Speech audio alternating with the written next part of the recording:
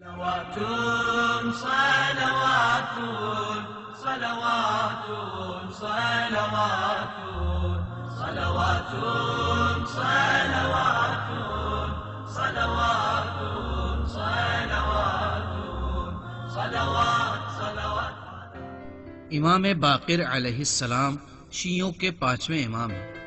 آپ چوتھے امام کے فرزند ہیں. آپ کا لقب باقر یعنی شگاف کرنے والا ہے.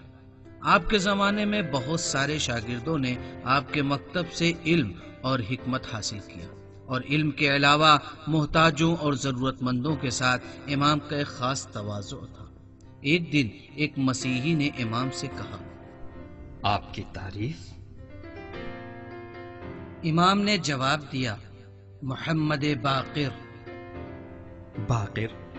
بقر یعنی گائے؟ امام نے فرمایا، میں باقر ہوں.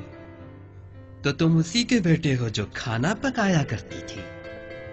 امام نے فرمایا، جی ہاں، کھانا بنانا ان کا پیشہ تھا. تمہاری ماں تو کالوں کے خاندان سے تھی. اور امام نے فرمایا، ان کی جلد سیاہ تھی. تمہاری ماں کالی، حبشی اور بدمزاج تھی. اس وقت امام نے فرمایا، اگر تم سچ بول رہے ہو تو خدا انہیں نیک توفیق عطا کرے، اور اگر تم جھوٹ بول رہے ہو تو خدا تمہیں بخش دے.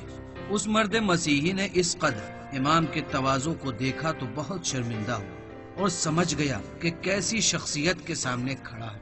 اسی شرمندگی کے عالم میں اس نے حضرت سے عذر خواہی کی اور اسی وقت اسلام پر ایمان لایا.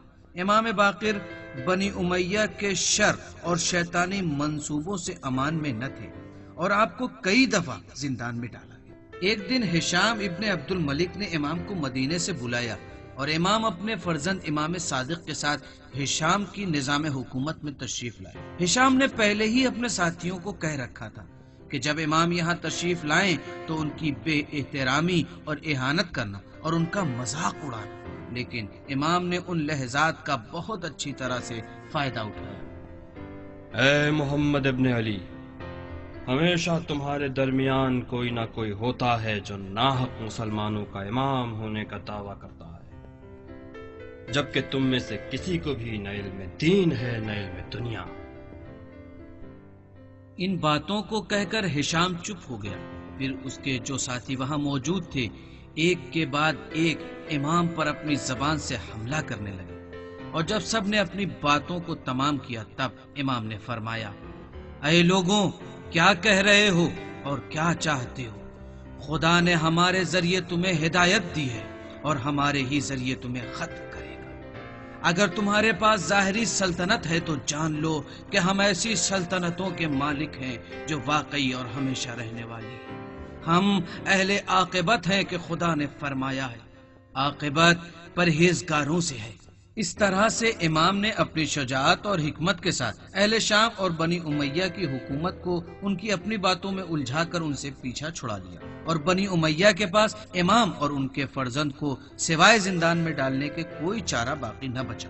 جب امام کو قید خانے میں ڈالا گیا تو قید خانے میں جو لوگ زندگی بسر کرتے تھے ان پر بھی امام کی باتوں کا اثر ہونے لگا، یہاں تک کہ داروغہ زندان نے ہشام سے کہا، اگر امام اور قید خانے میں رہ گئے تو قید خانے میں انقلاب آ جائے گا. اور ہشام نے اپنی مجبوری کی وجہ سے امام کو پھر مدینے بھیج دیا. صلوات صلوات صلوات صلوات صلوات